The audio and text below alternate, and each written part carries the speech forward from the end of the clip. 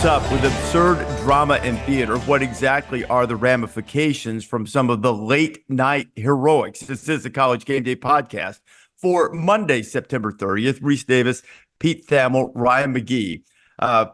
Saturday night in Tuscaloosa, one of the more spectacular, dramatic, bizarre games I've seen in now almost 30 years at ESPN, and about 37 or so covering this sport. I'm not going to say it's the greatest game ever played or anything like that, but the level of shock at what happened throughout that game from the first half start with Alabama jumping on top 28-0 and running trick plays or trying to put their foot on the throat and finish the deal before we got to halftime, which they very nearly did, to Georgia showing the heart of a champion personified, not only fighting back to get back in the game, but appearing to be on its way to victory, and perhaps one of the more, if not the most, embarrassing defeat in Alabama history in terms of squandering a lead, and maybe the greatest comeback in Georgia history, only to have it all taken away by one of the most dynamic plays by maybe even at, I don't know if you've heard, but he's only 17 years old, and this might be the easiest besting game we'll have all season with Alabama's sensational freshman wide receiver, Ryan Williams. This game, he's got to have it right now, and they take a downfield shot, and the catch is made. It's Ryan Williams, still spinning free. Touchdown, Alabama, they answer in one play. I was standing on the sideline when he made that play. And in most plays, a 75-yard touchdown pass from a Heisman Trophy candidate quarterback would go down as just what I said, a play, a clutch play by the quarterback. This was so spectacular from Williams, the catch, the hesitation, the acceleration, turning it into a Three Stooges bit with two guys running into each other, trying to corral him. It was one of the most spectacular individual plays I've witnessed in quite some time. We all play the video games, right?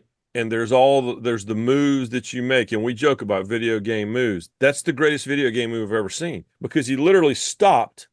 Everything else happened around him, and he backs up and then goes back to full speed instantaneously. Like, that's only ever happened playing Barry Sanders on like Madden 2001, right? I don't know how he did it. I really don't. And isn't it amazing, right? Going into this season, we're doing all this talk about a lot of the old school football people are like, how can we still have all these fifth and sixth, in some cases, seventh year guys in college football?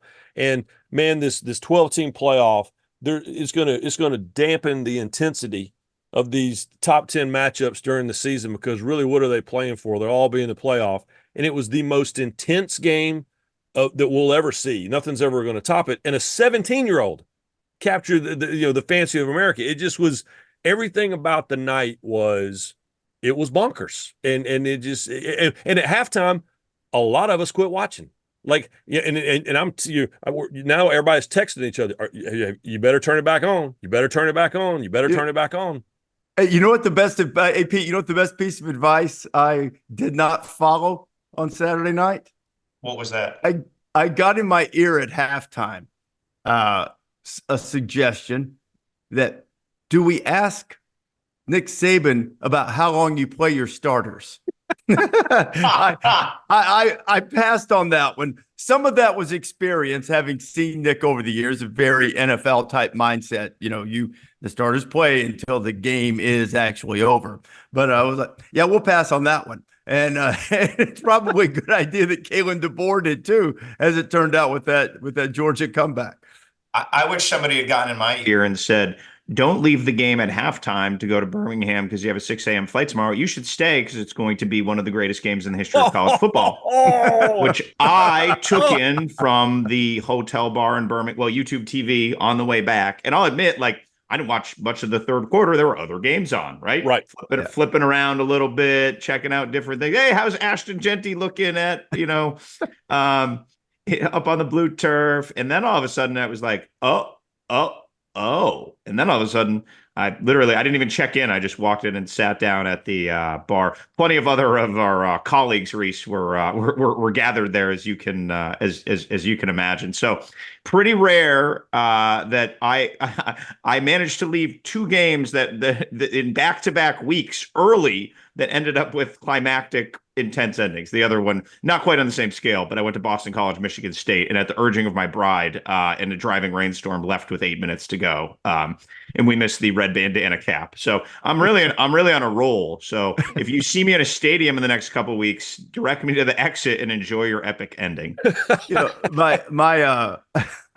My daughter is an actress, and she is a sports fan. She was with me this weekend. She's an Alabama fan, and she had a look on her face when Georgia scored that was, disconsolate, because she was at the Texas game last year. And at the end of it, her reaction when Ryan Williams scored, afterwards, when we were going back to the hotel, she said, I think I understand sports fans a little bit better now. She said, even though I've been a fan, she said, I'm not sure that I ever really felt the exhilaration that, in terms of watching a sporting event, that she felt when that happened, because, all is lost, then all is gained. And then the drama of wondering whether what was just gained is then going to be taken away again. It has an impact. It's the emotional theater, the emotional transportation that we talk about. That's really the beauty of sports. And really, I know a lot of different sports can carry that for a lot of different people, but I'm not sure with big groups, tradition, venues, things built into it, that anything quite does it like a college football game of that magnitude, particularly when it involves two teams who've had the success over the, for Alabama, the last 20 years or almost 20 years, and for Georgia over the last nearly 10 years now. That type of theater and drama is something really that is, you're hard pressed to find anywhere else, but particularly even in other sports. Yeah, your daughter's spoiled, I think, is what we're saying. Like all Alabama fans, right? They're just not, they're not used to, if you grew, because I know how old she is, and most of her life, Alabama has just taken care of business. It's business trips, right? I mean, they've certainly had great games and drama, but usually when the drama happens, they're on the other side of it, 2-26 and whatever else. But it's, the surrender cobra factor. Our friend Holly Anderson is one that came up with that term, surrender cobra, and it was stunning to watch it. And then the edit, the cut up that I think our ESPN college football social media people did, where they showed the Georgia bench, and then they showed the Alabama crowd and the Georgia fans, and they show the Georgia bench and the Alabama crowd, and then it's the Alabama crowd and the Georgia bench again, and it just was it all happened within 3 minutes.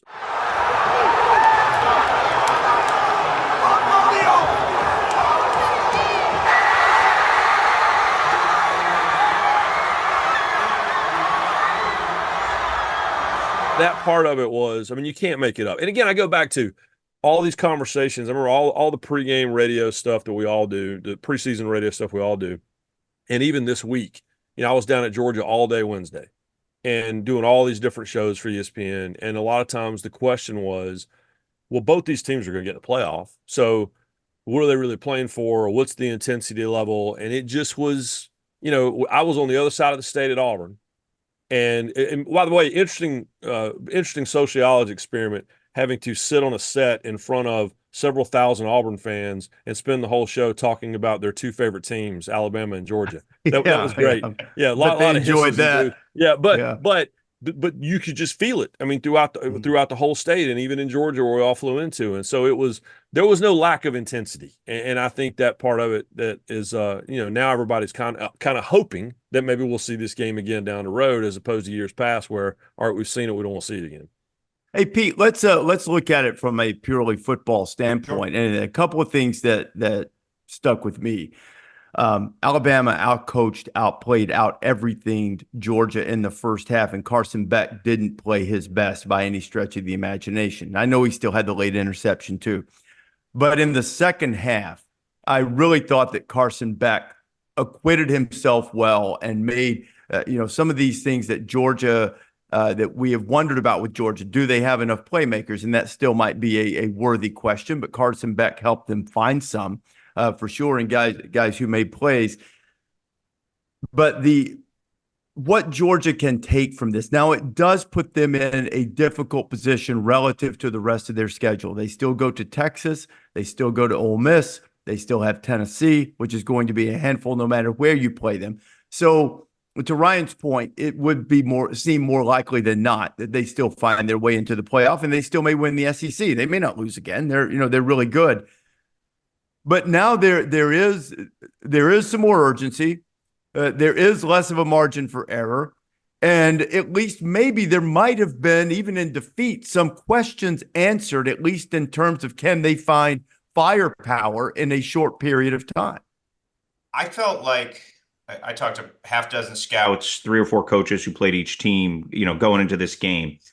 And there was this like reluctant acceptance of Georgia. Does that make sense? Like the talent individually was there and people were very complimentary of it, but we hadn't seen it. There was not like an edge, and there was just a little bit something missing. And Beck really epitomized that, right? Like, what was Carson Beck's best career game? Can you sit back and you say, there was not a signature performance. He's obviously a very good player.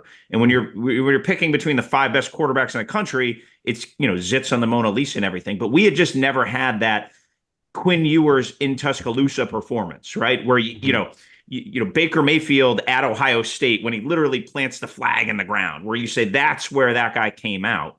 And Carson Beck obviously didn't finish the job, but I thought we saw a little bit from him and Georgia. I think it awoke the beast a little bit. Now, again, they didn't win the game, but if you stopped at halftime and just said, where is this Georgia season? You would be like, it is probably going to end up outside the playoff, right?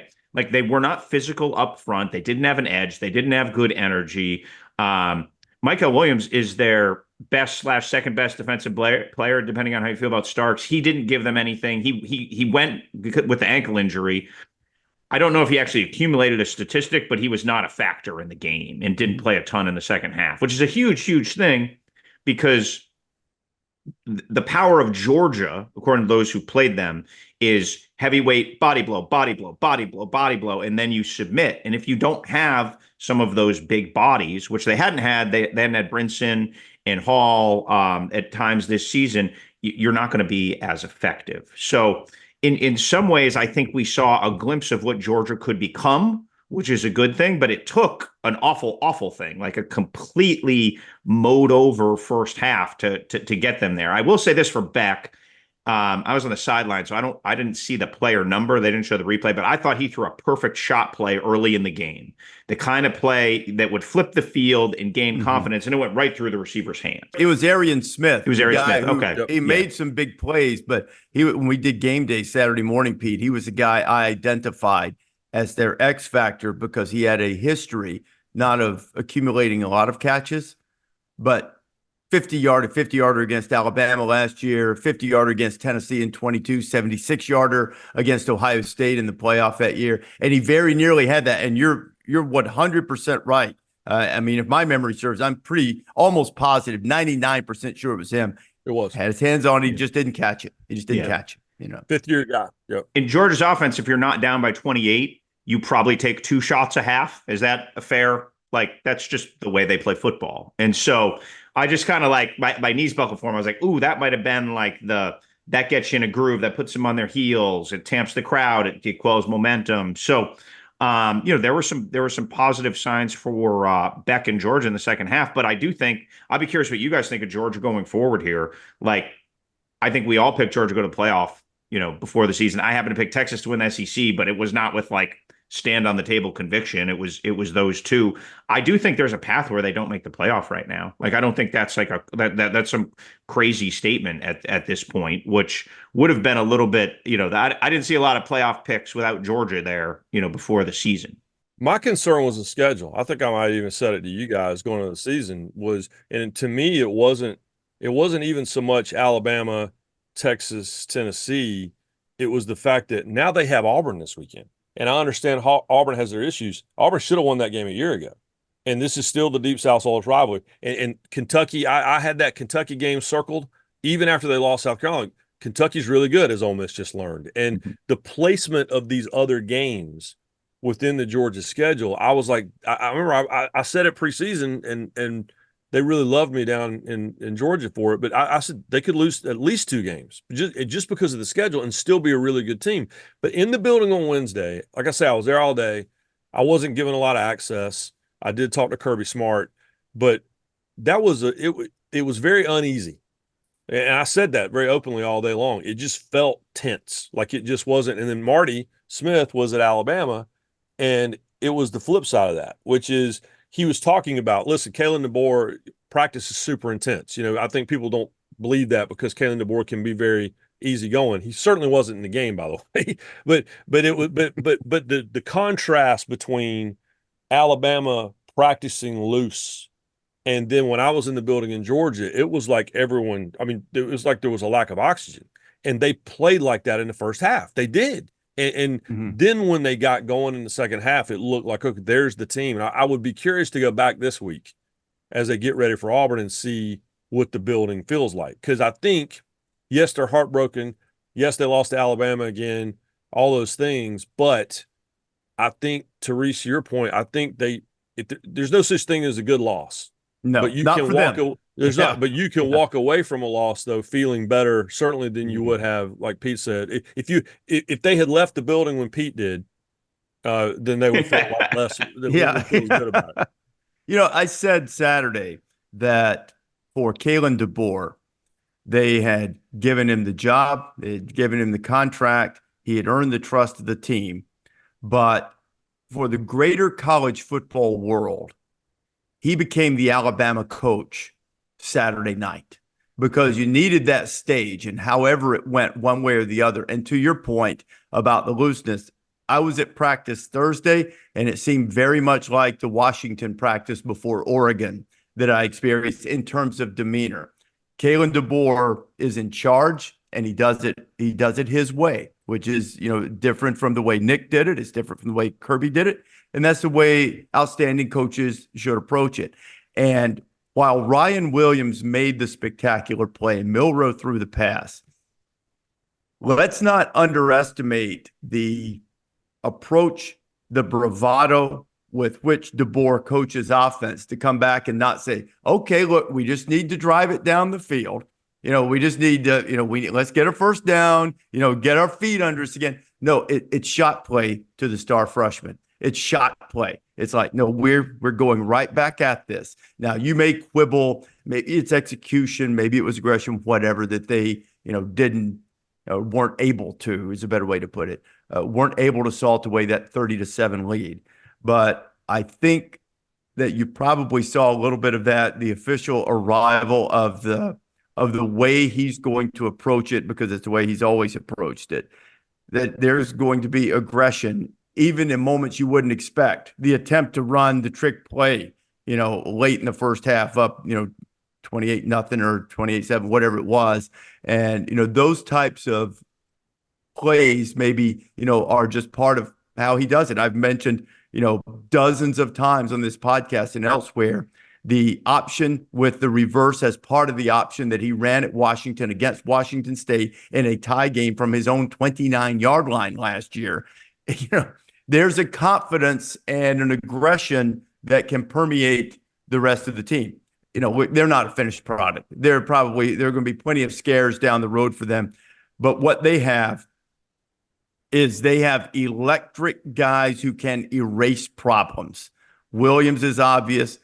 Milroe, until you really experience how big and fast that man is, when he hits a seam straight line, that's a little bit different with him. So it sort of signaled an arrival to me, but I don't think it means necessarily that Alabama is going to steamroll the rest of the way. And like you were saying, Pete, if you're going to say, are they going to be in the playoff? Are they not going to be in the playoff? Well, I'm betting they're going to be in the playoff. But, in terms of, steamrolling the rest of the way and arriving in Atlanta for the SEC championship game unbeaten, we'll see. Well, we'll see how it goes, because There are a lot of teams who saw some of those deep shots that Georgia took on them, and now that'll be an adjustment that they'll have to make to see if they can slow those down. So to amplify what you said, I went over to practice on Friday, and it's a walkthrough, right? There's no pads, there's not any hitting. You're literally walking through, and it was the exact practice from the Oregon-Washington game the week before. It was just in a different building, and it was indoors instead of outdoors. And Kalen spent most of the practice talking to our game TV crew, and I was just chatting with some different people on the sidelines, and there was a lot of, wouldn't have been like this last year. Not bad, not judging it, but just different. And I think what the lesson of Kalen DeBoer here is, he has a defiant belief in his own way of doing things. You win NAIA national titles, you grind your way up through Eastern Michigan, Fresno, Illinois State, maybe it was Southern Illinois, I think. As you do that, there's a way, and he has extreme comfort in his own way of doing things, and he has not. I don't think he spent a minute thinking like, how would Nick, I want to do this like Nick Saban did it, right? Now he wants the result to be like that, and he's been very respectful, as we saw in the game day set, of how Nick Saban did it, but he's very comfortable doing it his own way. And there is his stamp is clearly on that program in a really good way. And to translate that to the game, I felt like there was just a ton of stuff he brought in scripted that worked, and it worked really well. And that, if you're an Alabama fan, that's a great sign that scripted Kalen DeBoer can gash Kirby Smart for 2 quarters before Georgia can adjust. Everything they did to the edge and the perimeter worked as a gash play. Every single thing. And you mentioned trick plays. They brought Jeremy Bernard from Washington. I feel like all he does is run trick plays, right? I feel like he doesn't even run conventional plays, which is, it's a lot of fun. Like it's wide open. You watch Alabama and you think, what will they do next, right? What will Ryan Williams do next? What creative thing are they going to do? It's very different than like 2010 Alabama, when you knew what they were going to do. The whole stadium knew what they were going to do. So again, just the vibes are different, and they're great. And it's fun to see just Alabama in this totally new light. And we're only 4 games in, and there's certainly things could go wrong. But what I love about Kalen DeBoer is, you mentioned those NAIA days, and I didn't know him at all, and I talked to him for a long time prior to the national championship game, and talked to him about that mentality. Because you guys know this, I grew up on small college campuses. I grew up on Division II, what we used to call 1AA FCS campuses. And there's a part of my heart's always belong to that. And I was curious to talk to him and most of his staff at Washington, more of the staff at Washington than it is at Alabama. All those guys had coached in NAIA Division II, and had done it not that long ago.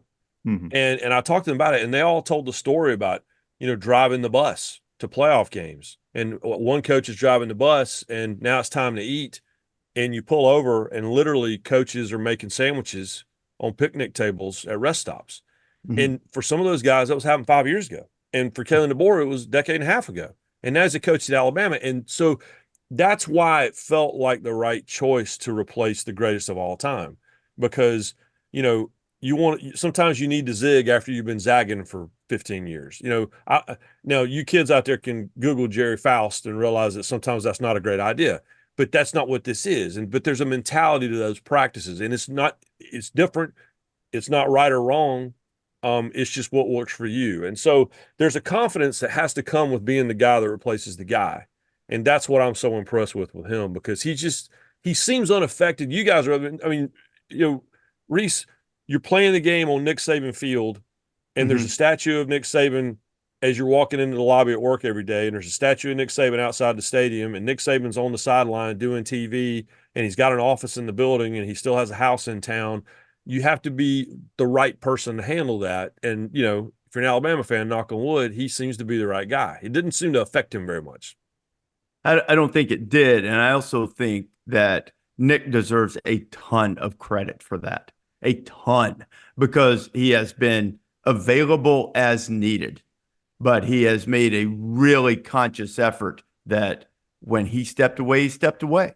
And, it's, I think, and Kalen would tell you that too, I believe. And that, he's had great interactions with him. He hasn't felt like, because he hasn't felt like Nick's been looking over his shoulder saying, hey, why don't you do this? Because Nick hasn't done that. And, it has to, there's pressure that goes along with it. There's always pressure at all of these jobs of this magnitude. And I think, one of the things that you mentioned it, I think, Ryan, the sort of, when he got after the officials on the sidelines and, kind of really showed some intensity and emotion.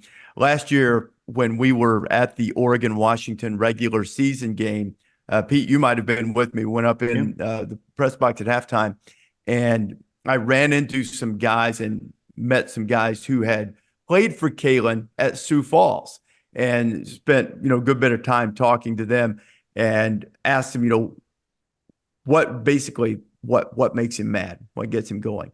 And they would tell, so one of the guys was a receiver, and he was telling the story. He said, the guy sees everything.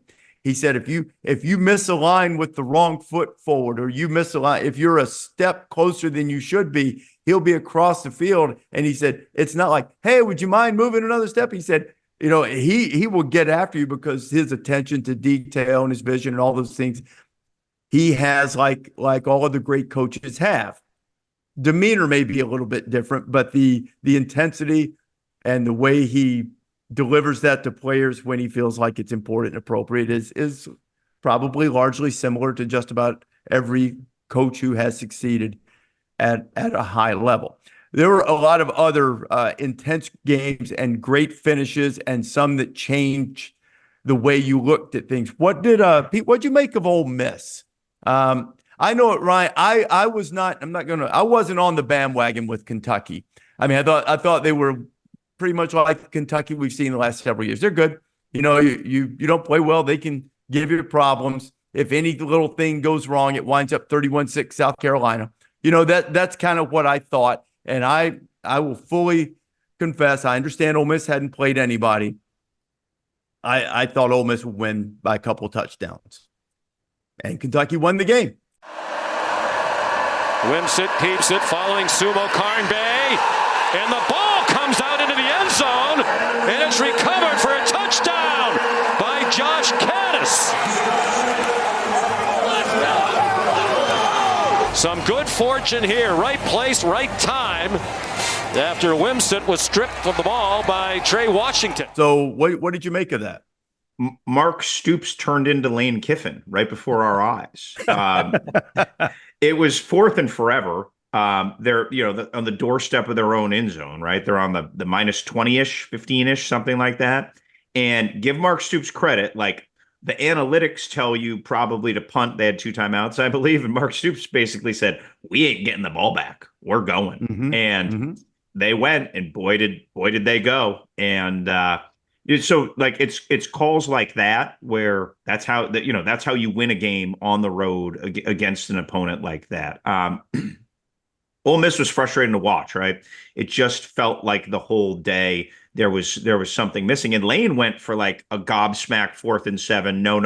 Oh, okay, 52-yard touchdown. Okay, that was good. That was actually a really good decision, Lane, to do that. But it felt I feel like that call was a plea to like we need to manufacture something because it's just not happening within the flow. I feel like I was happy for Brock Vandegrift, right? Like he was not good against South Carolina. It was one of the worst quarterback lines of the season. And they give Bush Hampton and those guys credit. They figured out a way to get him back. And he didn't light the world on fire in Oxford, but he was there to win him the game when he had to. And I think this is like a regular upper middle class Kentucky team, right? They can swing up once in a while. They may get pulled down too. Like there's still some flaws there. And yeah, it'll be interesting with this Ole Miss team, Rece. Look, the specter of the Florida job is going to hang over every Ole Miss result this year. It is. There's nothing we can do about it. It's set and established. And so, like that was really Ole Miss's first challenge, and they came up short. So, they, like everybody else in the SEC, have a tremendously difficult schedule. How they respond now will be interesting. Kentucky responded really well to their upset loss early, and there's plenty of talent on that on that Ole Miss team. So it's certainly, again, like everything else, too early to write them off. That was a heck of a fun football game too, by the way. Great. Like that, it was really that was really just a compelling compelling theater. So I still think there's like it's hard to have conviction about anything Ole Miss wise, right? Four games in it at this point because the caliber of competition was modest, and then they just were stuck in the mud on Saturday. They're just Kentucky's so physical, and so I was talking to Brent Venables on Friday, and we were and I was asking him about. So this was Oklahoma's first true SEC road game, and I said to Brent, I go, I know you've been to Jordan-Hare before because I was here in 2016, and maybe the most physical football game I've ever witnessed in person was Clemson at Auburn. It was the opening game in 2016 where Clemson went on to win the national championship. And Brent Venables looked at me and he said, I told him, I said, I was on the sideline for that game. I said, I've never seen a game that physical. And he goes, it took us a month to recover from that game. He said, we're lucky we got through September. And he said that Auburn team was a hangover team. And we started talking about, all right, what's a hangover team? Kentucky's a hangover team. They're so physical. Even if you beat them, it's going to take a beat to get right again when it's over with. Well, Ole Miss doesn't have a beat now. Ole Miss goes to South Carolina, which, oh, by the way, is a pretty physical team, as you guys saw. Then they go, to LSU. Oklahoma's not bad. Arkansas has gotten their act together very quietly. While suddenly Mr. Petrino seems to have his hand on the steering wheel on the offense. Then they got Georgia. I mean, it's just so suddenly, we're all like, well, Ole Miss haven't played anyone. Now they're playing everyone. And so the question is, how much of a post-Kentucky hangover physically are you going to have? Because that's what Ole Miss had to deal with, was the same thing Georgia had to deal with, which is Kentucky might not beat you, but they're going to make them, you're going to remember them when the game is over with. And that's kind of a Stoops team. And so that's what I'm curious to see with Ole Miss, which is, all right, now you've been punched in the face. So how are you going to react to that? And now they go down to South Carolina, which is not as easy a job as we thought it was going to be at the start of the year. Let's hit on another game that had some drama at the end, including one of the great post-game quotes, because for about 6 minutes, the ruling on the field would have suggested that Miami had its first loss. 6 minutes that Mario Cristobal had described as having liability issues that come with that, with the cardiac condition of everybody on the sideline, while they were waiting to see whether Virginia Tech pass in the back of the end zone was ruled complete or incomplete, eventually overturned. Miami escaped, and because of that, Miami is the driving force for College Game Day, going to the sturdy Golden Bears of Cal for the first time. On the weekend. So we've seen Cristobal teams in the past, run into issues here and there. They avoided one with Virginia Tech, and now they go out to Cal. What are you looking at Miami right now with any skepticism or conviction, Pete? Which would it be more of? Skepticism that they can finish the deal, not about the talent. Everybody sees that. Or conviction that they will, and that they are indeed the class of the ACC. After week one, when we all overreact and make broad proclamations, I said they're the prohibitive ACC favorite. Now that I see how Clemson has righted the ship and has really regained a dominance week to week that we haven't seen a ton out of Clemson, quite frankly, in a while, I would think like if I was setting Vegas odds for ACC champion and they don't play in the regular season, I would set them at about even on those two. I don't have a ton of conviction for anyone else in the ACC. And look, maybe Cal comes in and upsets the apple cart and inserts himself in that conversation, and we'll see that live and in person. College Game Day on Saturday, Rece. The one thing about Cam Ward, who is a majestic, fun, fantastic, explosive player, the kind of player you can't keep your eyes off of, he just has this quality about him that makes the game look so easy that he gets criticized for like loafing, but he's just like dripping with talent. Like Cam Ward is unbelievable. He also fumbles a lot and he turns the ball over a lot. And if you are going to, perfection is no longer required in college football, but if you're going to have a championship level season, you can't have the game where you're a sieve. And that was his sieve game on Friday night. He had 3 turnovers. He had, and fumble stats are a little bit weird in college football, but PFF had him heading into the season with 46 career fumbles. That's just a lot of not taking care of the ball. It's hard to like get like a fumble stat career line. That's not something that just like populates in a spreadsheet. I know the great Marissa Dowling could probably provide that for us if we asked Rece. She's our game day statistician / ninja, but that is a lot of fumbles, right? That is like, there is some carelessness, and that will rear itself again at some point this season for Miami. So again, I think Cam Ward is the most electric player in the country to watch, the most electric quarterback. Is that I'm going through them in my mind right now. I would much rather watch Cam Ward than Carson Beck, right? Like if you're like is sitting in the recliner and you have to pick one, there's just there's just a grand quality to how he plays, and really looking forward to seeing him in person, which I have not done on Saturday. But there's always that like that but that comes along with Cam Ward. Here's something to think about, Ryan. Saturday night when Miami and Cal play, if the ball is in the air, it is in jeopardy because Cal leads the nation with 10 interceptions and Miami is second with 9.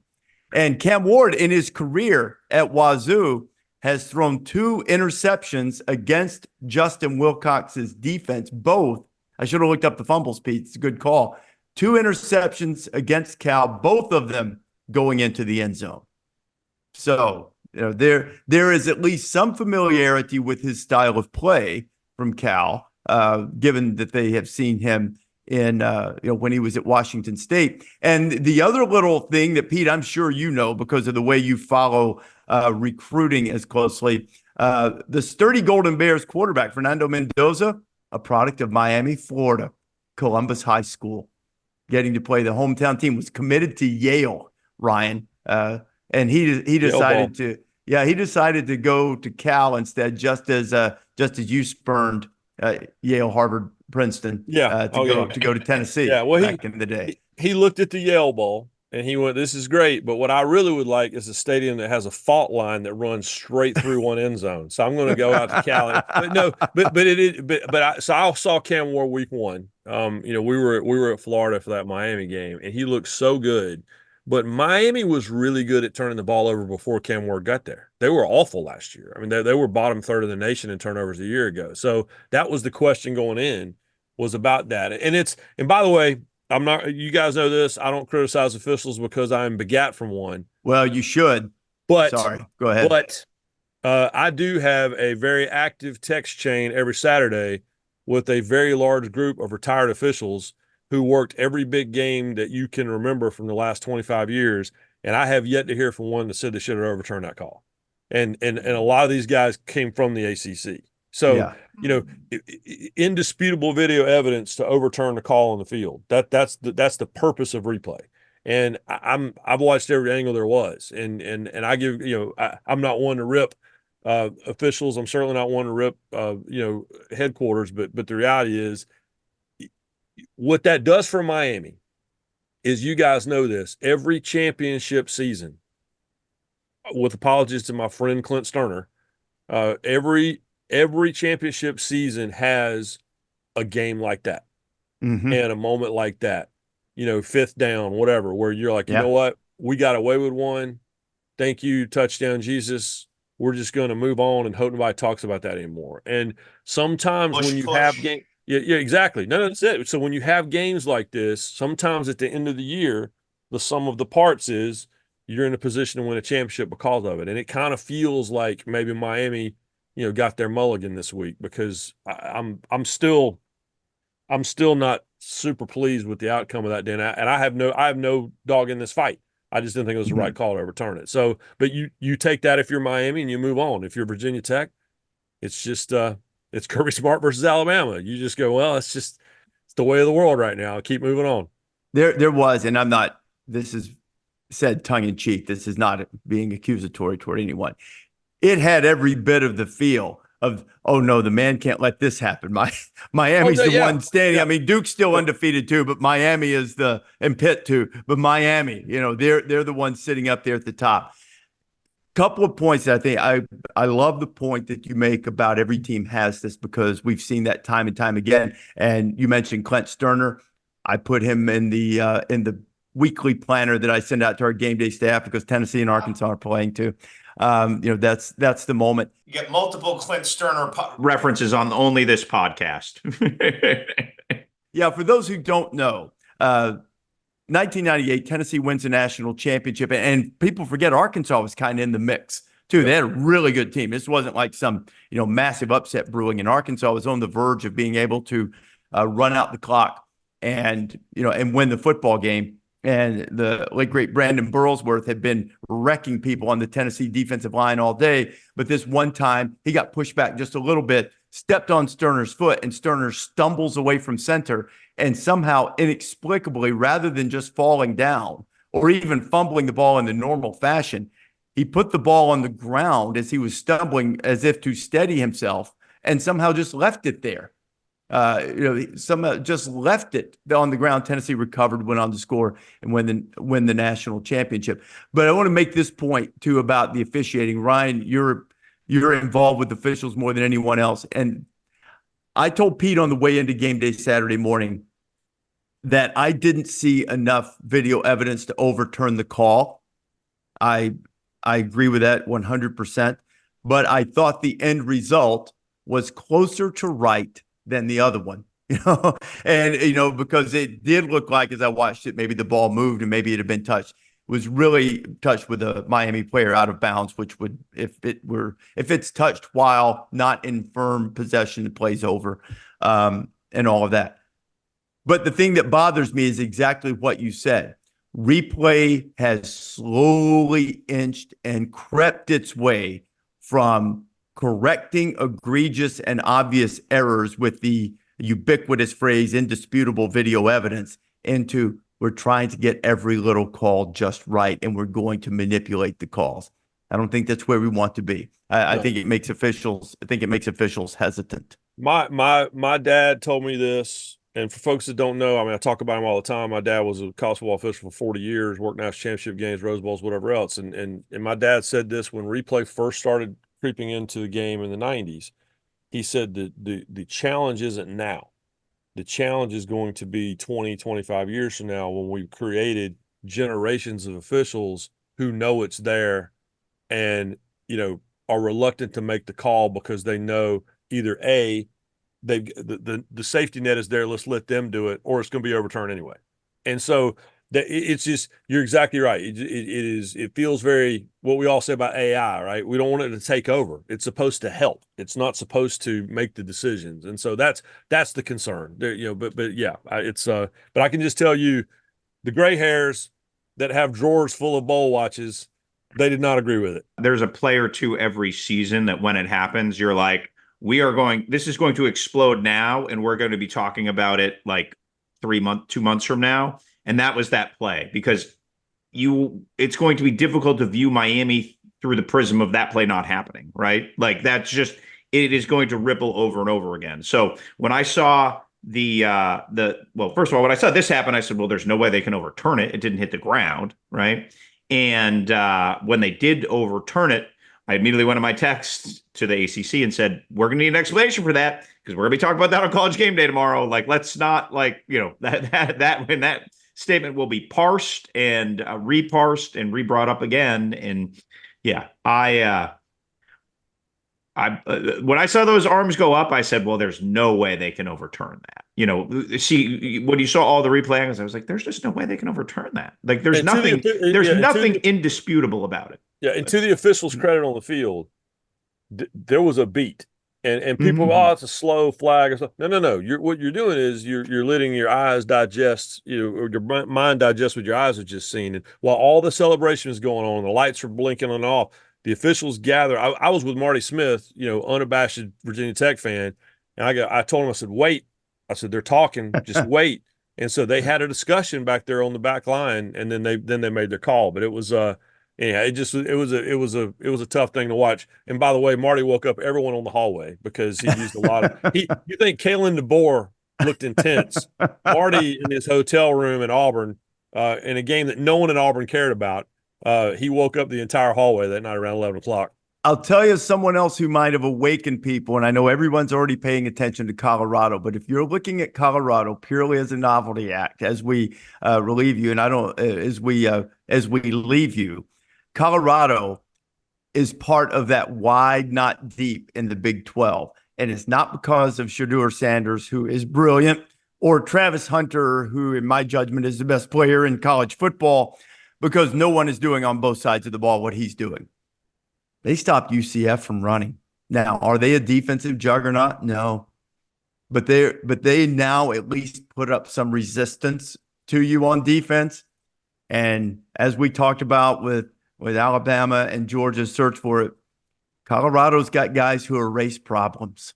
And so I'm just telling you, Colorado may be in this, maybe. It's a long way from existential crisis 2 weeks ago, Rece. I know. That was they were right there on the edge after the Nebraska, and they've answered. Now, give them credit. Could they lose? Still have a losing rate? Of course they can. I'm not saying that they're great. The fact that they put up resistance. I know UCF outgained them, and UCF turned the ball over 4 times. I know all of that. They got guys who erase mistakes. They've got guys who erase problems. And in a conference that I look across and go, a lot of good, don't see any great. A lot of good to pretty good. Don't see great. They might not win it. And in fact, I don't really think they will, but I'll bet you they have a say in who does at the end by clipping somebody at the end when you least expect it. We appreciate you listening to the College Game Day Podcast. What a week it was. What a month it's been getting this season started. Please subscribe to the podcast or download wherever you prefer to get your podcast.